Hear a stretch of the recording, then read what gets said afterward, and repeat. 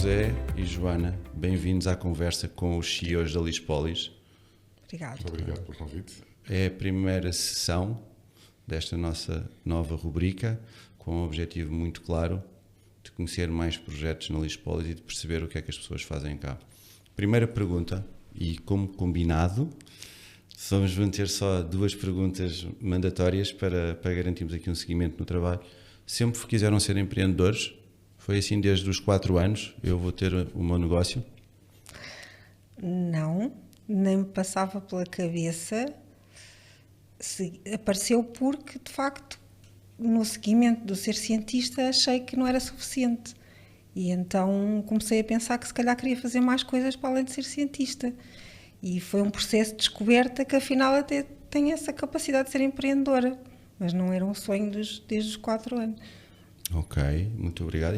E há algum momento em que isso fica claro que é preciso fazer algo mais do que ser apenas cientista? Sim. O que é o acontecimento que marca isso? Eu acho que na realidade foi o facto de nós trabalharmos juntos. Portanto, foi um bocado, como diz o ditado, a fome e a vontade de comer. Os dois começámos a falar sobre várias coisas e começou a surgir aí a ideia, a semente aquilo que nós fazemos na academia em ciência não é suficiente.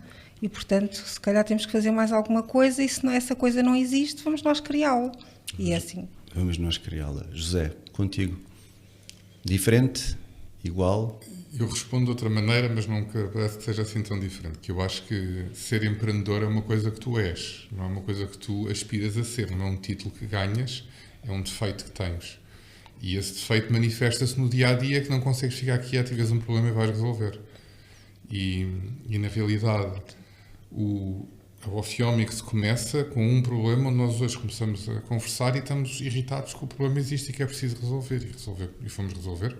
E montámos o que foi a primeira versão da empresa, que foi na altura um laboratório de diagnóstico aqui feito com o Grupo Germano de Sousa, para levar aos médicos aquilo que eles diziam que era o futuro. E a gente dizia, não estávamos a dar aulas e dizia, não, isto não é o futuro, coisa nenhuma, isto é o presente.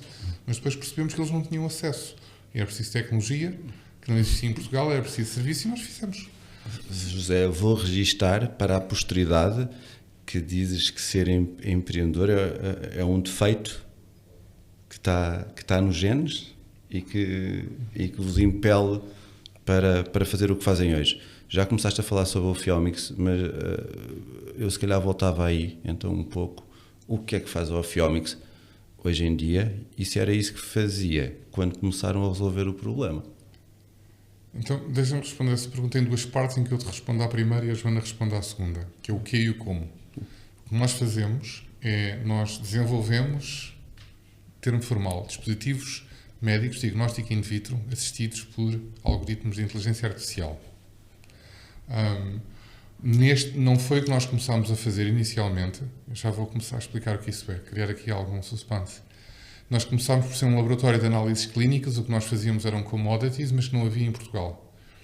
E a da altura o que nós percebemos é que tínhamos a nossa veia criativa, víamos muitos outros problemas para resolver, então nós na realidade fizemos um pivot do negócio e viemos desenvolver novas análises clínicas, é isto que estamos a falar, análises clínicas que implicam olhar para o material genético das pessoas e tentar extrair informação sobre a doença que se queira focar. Nós temos-nos focado cada vez mais numa vertical que são as doenças do fígado e sobretudo o cancro do fígado, porque tropeçámos numa área da medicina que está muito mal servida por soluções tecnológicas.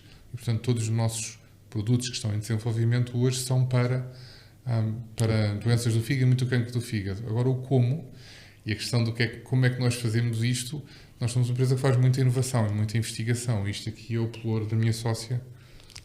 Sim, nós precisamos de vários ingredientes para fazer isto.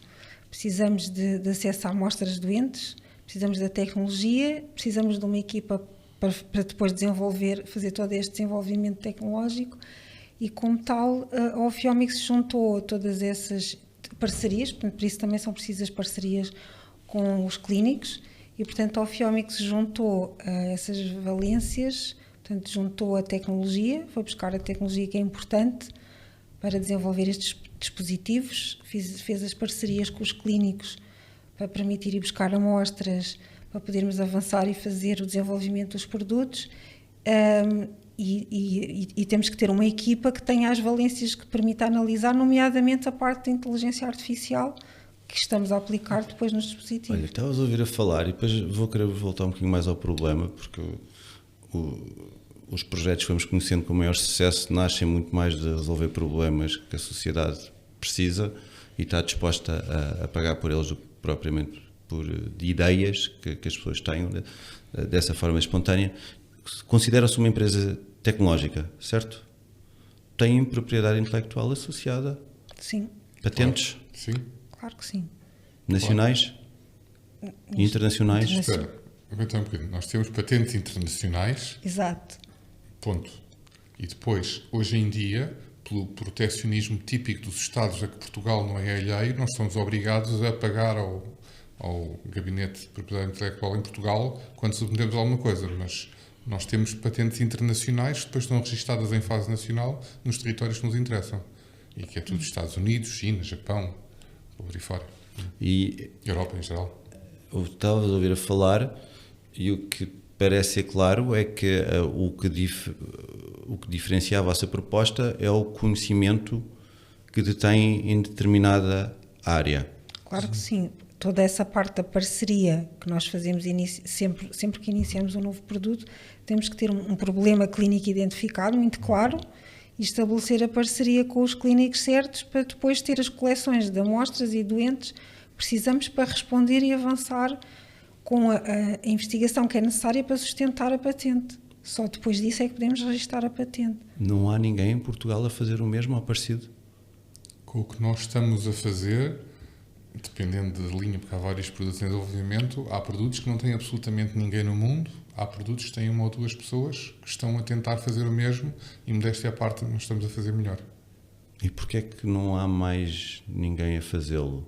Porque não o conseguem ou porque acham que o mesmo tipo que nós ou o mesmo tipo de não produtos? é preciso ser o mesmo tipo, é concorrer diretamente para o mesmo tipo de cliente, para resolver o mesmo problema, a forma como o fazem. Como a Zé já referiu, as doenças do fígado é um facto que, se calhar, comparativamente, principalmente o câncer do fígado, em relação à mama, ao cólon, ao pulmão, que são os mais frequentes e os mais falados, tem sido um bocadinho órfã. Ou seja, não houve o mesmo investimento, é mais a palavra certa, que houve na abordagem dos outros cânceres e, portanto, o fígado foi ficando assim um bocadinho mais para trás em termos de o que é que se faz. E nós, como o Zé também já referiu, tropeçámos nisto há uma série de anos atrás, calhou, por causa de uma parceria que fizemos, e, portanto, começámos a perceber deste estado órfão do fígado e começámos a ver que havia muitos problemas clínicos para resolver nesta área, em que havia pouco investimento, continua a haver, não havia o mesmo investimento que há. O haver pouco investimento não foi um sinal vermelho para vocês quando começaram? Ou foi um sinal verde da oportunidade? Nós não somos muito inteligentes, portanto avançamos. Deixa-me buscar aqui um outro caminho, porque é que não está toda a gente a fazer o mesmo. Na realidade, hoje em dia, de repente, isto explodiu e toda a gente está a tentar fazer o mesmo. Agora, o que nós conseguimos conquistar portanto, nós começamos com um produto. E um produto, para um problema muito específico que tem a ver com transplantes de fígado no contexto da doença oncológica, pôs-nos em contacto com os maiores especialistas mundiais na área daquilo que se chama hepatologia de transplante. Ora, estes hepatologistas é a mesma especialidade médica que trata de uma série de outras doenças de fígado, e eles começaram-nos a falar de outras doenças. E nós fomos estudando e aprendendo e a desafiar-nos para fazer coisas. E nós começámos a perceber, mas eu acho que a gente consegue fazer alguma coisa nisto. Portanto, criou-se um diálogo com a comunidade, nós ganhámos o nosso lugar na comunidade internacional e hoje em dia nós estamos presentes nos maiores encontros na área das doenças do fígado, vamos apresentar o nosso trabalho, fazemos parte de grandes consórcios internacionais que hoje vêm ter connosco os grandes chamados Key Opinion Leader, que é uma expressão aqui nas áreas médicas, vêm ter connosco e dizer, nós temos investigação e não sabemos como fazer um produto, será que a Ophthalmics nos consegue ajudar? E em parte, não só, portanto, há aqui um asset que nós desenvolvemos, que é relações com a comunidade, mas há aqui um outro caminho, agora voltando ao que fizemos interno e sobretudo do laboratório, foi criar tecnologias reutilizáveis. Eu passo aqui, porque isto é muito o trabalho da Joana. Ou seja, nós, e agora também pegando no que o Zé já tinha dito, nós na primeira, aliás, a pergunta que tu fizeste tinha a ver com a primeira parte, como é que nós começámos e onde é que nós estamos hoje. E como o Zé também já referiu, nós nos primeiros anos da Ophthalmics não desenvolvíamos dispositivos médicos, mas usávamos dispositivos médicos. Isso foi uma aprendizagem fantástica, porque nós éramos os clientes que hoje para quem nós hoje desenvolvemos coisas. Okay. Portanto, nós aprendemos nesses primeiros anos como é que a comunidade que utiliza dispositivos médicos in vitro diagnostic kits, o que é que eles querem, como é que utilizam as tecnologias que são precisas e aproveitámos a oportunidade, calhou, de nós próprios implementarmos, como o Zé também referiu, coisas em Portugal que na altura não existiam, nomeadamente, por exemplo, uma tecnologia que hoje em dia já está muito divulgada, mesmo em Portugal, que é utilizar biópsias líquidas para fazer diagnóstico. Biópsias líquidas é ver coisas através do sangue, que estão, por exemplo, num tumor. E nós, quando começámos, isso era novidade em Portugal. Praticamente ninguém fazia nada disso em Portugal. Quem são os clientes da Ophthalmics hoje em dia? Centros de transplante. Nós estamos agora a lançar o primeiro produto para o mercado. Tive agora boas notícias. Acabei de ser chamado para ir para o primeiro produto que está pronto. E a questão do está pronto, eu gostava de voltar a isso. Vamos agora, a gente vai os dois para Riad, para a Arábia Saudita, daqui a umas semanas. Vamos chamar ao King Faisal. É o King Faisal Specialist Hospital and Research Center, é assim dos maiores hospitais da zona, e são pioneiros na área do transplante de fígado robótico, pioneiros mundiais. A gente tem pouco esta percepção que neste momento muita coisa interessante na medicina de precisão está a acontecer no Médio Oriente, não é nos Estados Unidos nem na Europa. E fomos chamados lá porque eles querem utilizar os nossos produtos. Temos um acordo feito com um hospital, um centro de transplantes em Istambul, que vai começar agora a utilizar o nosso primeiro produto. E estamos agora a fechar outros acordos, um com a Jordânia e agora a Europa, que é tudo muito mais lento. Vai demorar mais tempo, mas também estamos nesse processo e neste momento há um centro de transplantes em Itália que está a mostrar interessado. Antes de passar a palavra à Joana, queria só dizer uma coisa sobre a questão do tempo. Nós começámos esta empresa aqui em 2020, no meio da pandemia. Foi uma festa. 1 de maio de 2020. Isso está-nos gravado na memória essa data, não é? E ao fim de 5 anos, nós já temos aprovação regulatória, temos imensa validação clínica, temos imensa validação analítica, temos muito trabalho feito, mas isto é o grande problema dos dispositivos médicos de diagnóstico in vitro, sobretudo aqueles que, como os que a gente desenvolve, mudam a prática clínica e que suportam decisões de vida ou de morte, é que o percurso para mercado é equivalente ao do medicamento. Ou seja, demora muitos anos até chegar a mercado, até os médicos estarem disponíveis para mudar as práticas. Nós estamos nessa fase onde começamos a ter utilizadores. E perante todo o contexto internacional de desenvolvimento destes dispositivos médicos, nós estamos muito rápidos. Okay? Quanto tempo é que começaram antes do 1 de maio de 2020? Quando vieram para aqui 1 de maio de 2020? Antes, quanto tempo de atividade é que já tinham? E eu vou justificar esta pergunta. Sim. Porquê? Muitos projetos são conhecidos como um caso que vai atingindo sucesso e vai conseguindo ultrapassar milestones. As pessoas, quando tomam conhecimento deles, pensam muitas vezes que começou ontem e já hoje está a colher o sucesso. Eu tinha relativamente pouco tempo, mas responde tu, por favor. E assim, isto tem duas respostas. A Ophthalmics como empresa, mas que não fazia isto, não é? Até 1 de maio de 2020, não tinha nada a ver com o que fazemos hoje, portanto não conta. O projeto em si que permitiu iniciar esta segunda fase da Ophthalmics, o que é o que nós somos hoje, era um bocadinho feito a part-time, porque isto começou com a academia, como nós dissemos, tropeçámos, isto tinha a ver com a relação, nós e ainda hoje isso se mantém, nós temos uma relação muito próxima em Portugal com muitos centros clínicos. Calhou, o Zé por umas razões, eu por outras, e nós acabamos de ter sempre muita proximidade com os clínicos e falamos muito bem com os clínicos. E eles, não sei porque, parece que temos um imã, os clínicos que contêm problemas clínicos depois vêm ter connosco. É mesmo assim. Se calhar vocês mostram-se disponíveis e curiosos. Mesmo assim. E depois, e já aconteceu várias vezes, portanto já temos vários casos, entre aspas, de sucesso, por exemplo, doutoramentos de médicos. Isto acontece e este projeto começou por causa do doutoramento de um médico. E então começámos a desenvolver, começámos a desenvolver um projeto na academia, quase em part-time, que foi assim arrastando até que de repente chegou a um ponto, olha, isto até é giro.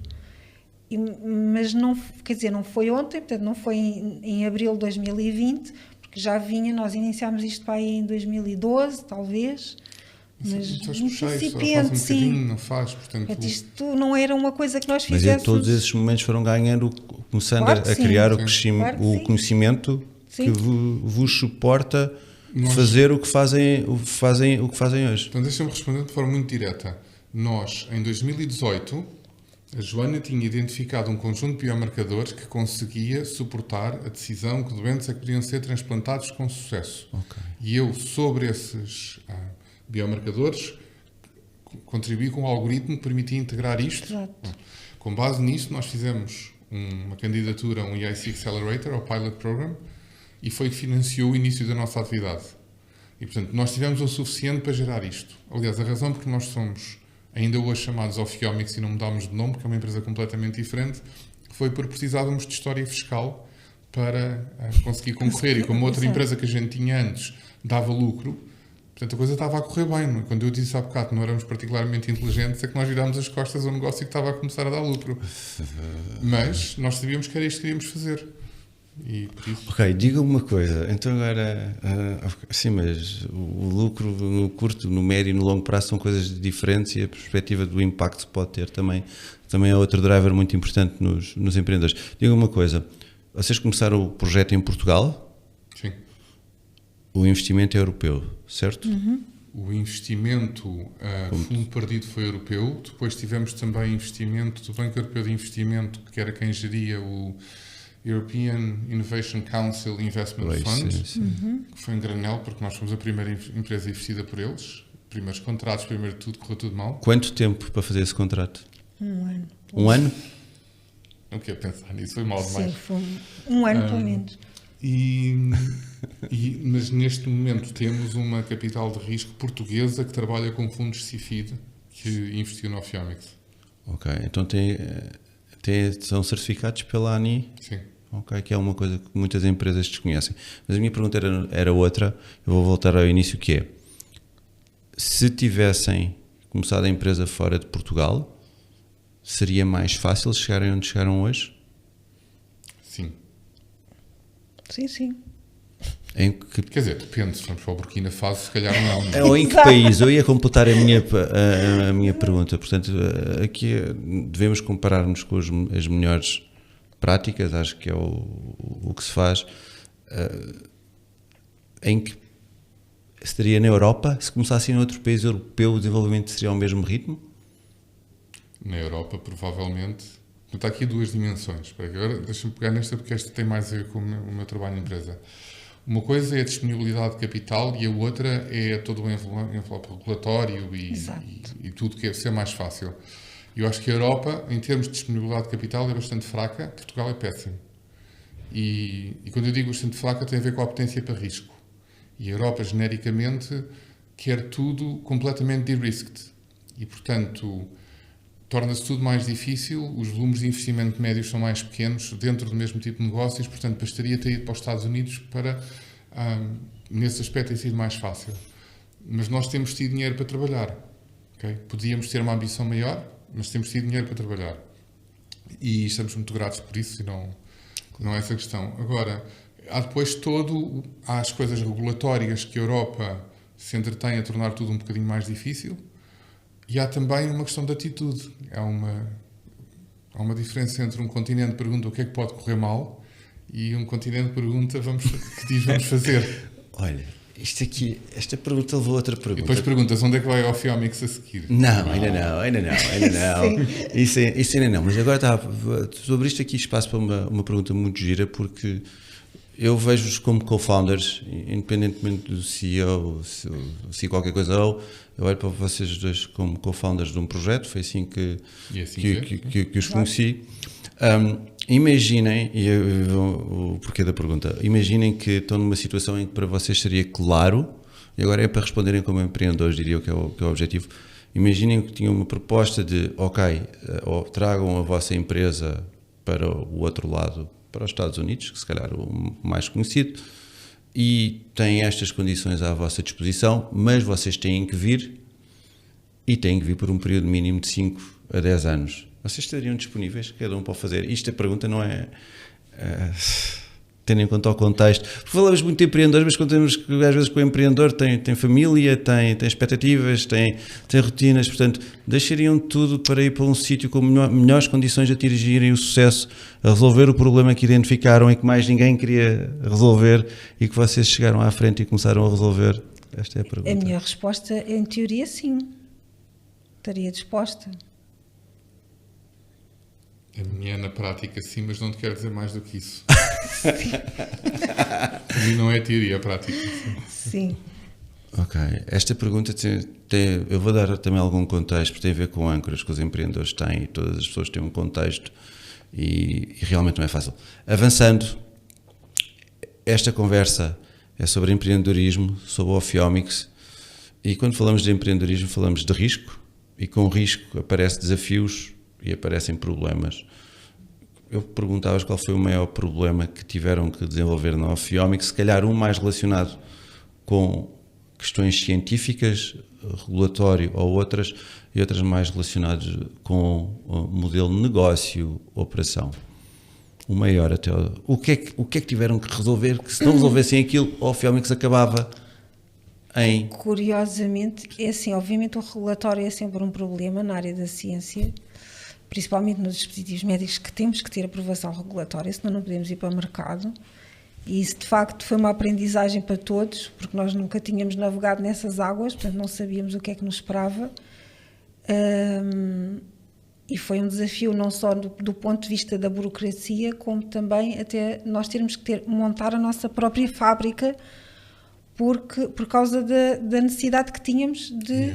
Três portas daqui. Portanto, nós tivemos que montar a nossa fábrica porque tínhamos a necessidade de ter um local que fabricasse os nossos kits com certificação, em que nós tivéssemos controle sobre a coisa, sobre todo o processo, e, portanto, o regulatório, de facto, foi uma aprendizagem dura, mas eu até diria, eu acho que não é o mais difícil no dia-a-dia, porque agora que já aprendemos, agiliza bastante. Obviamente estamos sempre a aprender, mas já é mais fácil.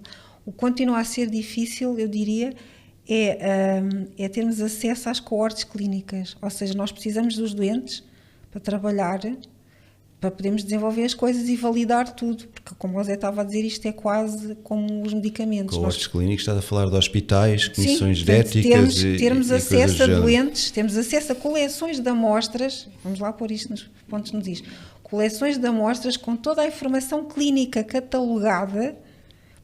Temos que ter essa informação muito bem organizada e catalogada e colhida, como deve ser, para podermos usá-la, para depois fazer as experiências no laboratório e poder desenvolver os modelos de inteligência artificial que trabalham em cima dos resultados. E esse é o grande desafio que nós temos, porque não interessa o lugar do mundo para onde nós vamos, é sempre um problema ter acesso a essa informação bem organizada e acesso às coleções dos doentes, das amostras, para podermos trabalhar. Portanto, esse continua para mim, a nível científico, é o desafio que nós continuamos a ter, mais do que o regulatório, porque o regulatório a gente já aprendeu mais coisa, menos coisa, já navegamos. Deixa-me só dizer, voltando à primeira pergunta, ser empreendedora, Joana, é preciso montar uma manufatura, a ver se as mangas vamos fazer. Nem houve aquela coisa de, eu não sei. E eu digo-te isto porque eu já giro equipas há muitos anos na área da ciência e tu começas a perceber que há uma fração pequena de pessoas, e eu te chamo-lhe um defeito por alguma razão, porque acha sempre que consegue tudo. Nós temos esse defeito os dois. A Joana disse que é preciso uma manufatura e pegou as suas mangas e fez.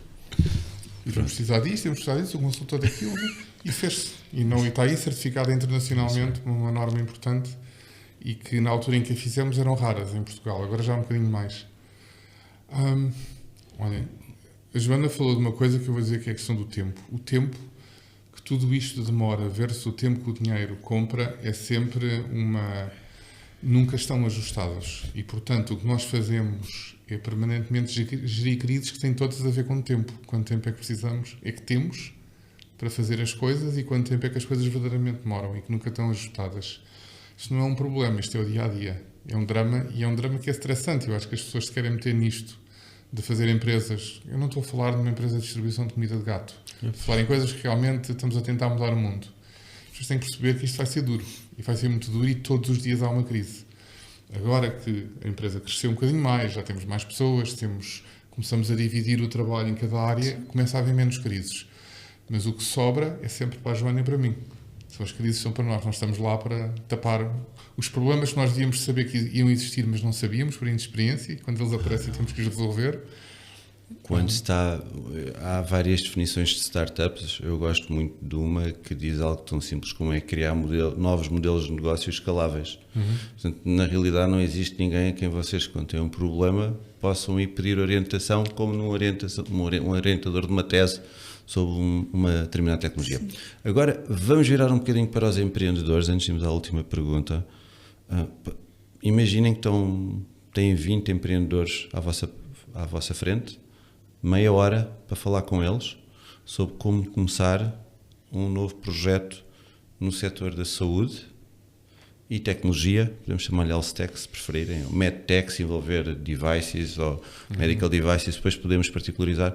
Se tivessem meia hora cada um para falar com uma cohort de 20 a 30 novos empreendedores, o que é que vocês iriam tentar transmitir nesses 30, e depois não teriam mais acesso, não é? Nesses 30 mil, qual é que seria a mensagem-chave que eles iriam transmitir? Bem... Tenham juízo. Pensava que iam dizer escolha o sócio com cuidado. Também é assim, eu acho que acima de tudo tem que ter, estamos a falar, lá está, como o Zé disse, se for comida pagada é uma coisa, embora se calhar as comidas pagadas também devem ter certificações alimentares que a gente desconhece, portanto também tem as suas coisas regulatórias, os seus. Mas na área da saúde nós temos este grande problema, que é, temos um regulatório muito pesado. E o Zé estava a falar da Europa, sim, a Europa tem, mas a FDA, os Estados Unidos se calhar não é igual, aliás, se calhar não é igual, mas também não é fácil. Vamos para outras geografias, também temos um regulatório pesado. Portanto, como o Zé ainda agora referiu na última resposta, é o tempo aqui, as pessoas têm que ter consciência que vai ser difícil, isso é difícil em todas as áreas, tem que se trabalhar muito, e depois tem que se ter uma noção que tem que ser muito persistente, muito teimoso, não desistir, porque esta coisa do regulatório e do tempo que demora a chegar ao mercado efetivamente com uma solução e que o mercado adote é super importante. E depois, para o mercado adotar, que é uma coisa que nós aprendemos à nossa conta, à nossa custa, e que estamos a tentar evitar fazer o mesmo erro agora com os novos produtos, é quando estamos a começar a desenvolver o produto, já estamos com os clientes a fazer as coisas. Ou seja, não estamos à espera de ter o produto e só depois é que vamos bater à porta das pessoas, olha, temos aqui uma coisa super interessante para usares. Não, começamos logo desde o princípio, olha, nós vamos começar a desenvolver este produto, queres desenvolver connosco? E, portanto, já temos, neste caso, os clínicos, não é, os médicos, que vão usar ou podem prescrever este tipo de dispositivos para os seus doentes usarem, a trabalhar em conjunto connosco e, portanto, quando a coisa estiver pronta, já podem começar a experimentar desde o início. Portanto, eu diria que o conselho é, sejam muito pacientes, persistentes, não desistir e ter noção que é preciso estar com um trabalho logo muito cedo, lado a lado, com o cliente final. Sobre isso, Joana, agradeço imenso as tuas palavras. O que se costuma, por vezes, dizer em alguns sítios é que se as pessoas estão a lançar algo demasiado perfeito para o mercado, então já vão tarde. E é uma pena. José?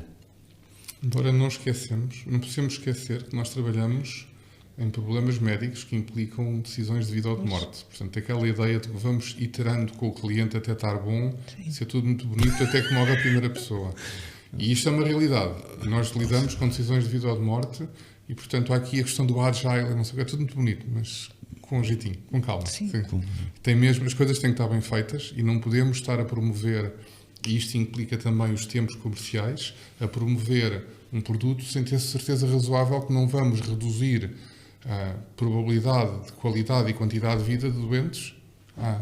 Repara, não estou a falar no gastar dinheiro ao sistema, que é o que me preocupa menos aqui, mas nestas fases iniciais vamos pôr a vida de alguém em risco ou não.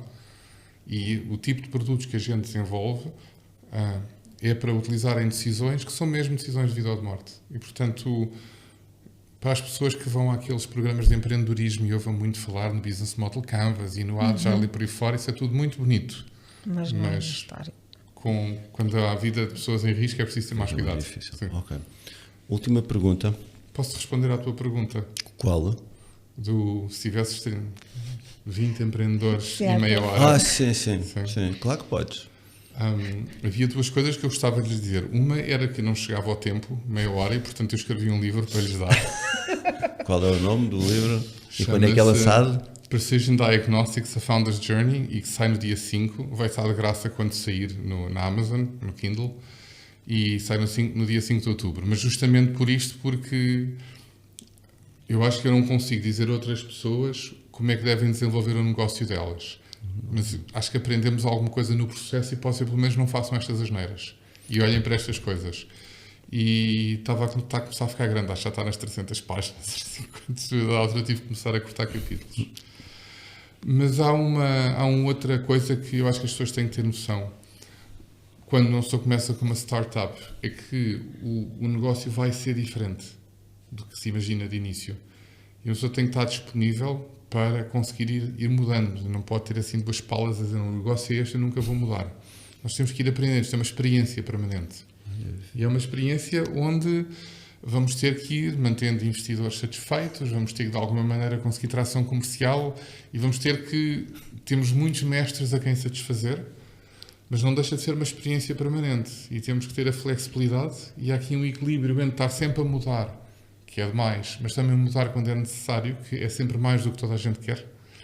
É difícil de gerir. Eu não sabia que vínhamos chegar a este ponto, mas no início da conversa, uma das perguntas que acho que abordámos foi se a Office, como é hoje em dia, era igual quando começou a vossa ideia, e claramente não.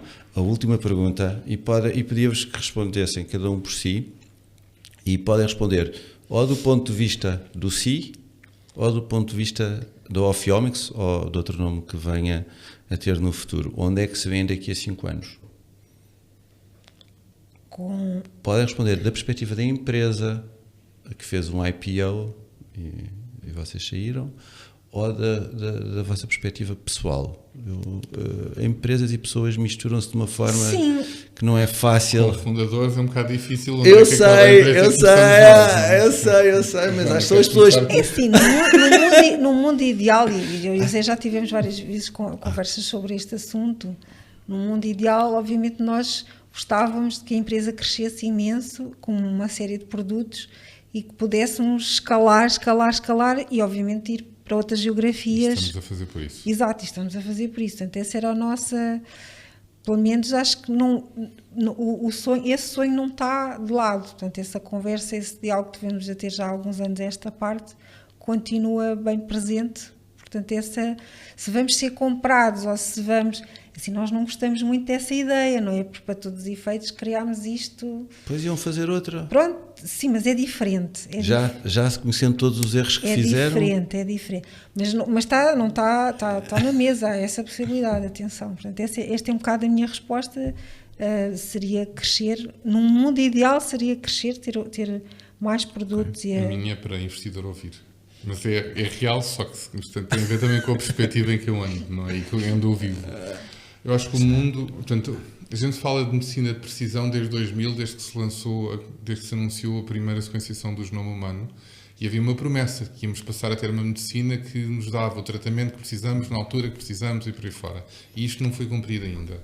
E não foi cumprido por muitas razões, mas em parte tecnológicas. E nós estamos num ponto do espaço-tempo onde está a haver uma convergência de tecnologias que de repente torna tudo isto muito possível, e nós temos, por um acidente de percurso, porque apanhámos o comboio certo, temos aqui a oportunidade de ter um impacto muito grande nesta ideia de criar uma nova medicina, muito focado no fígado, a gente chama mesmo de Precision Liver Medicine, mudar completamente a maneira como as doenças do fígado são geridas.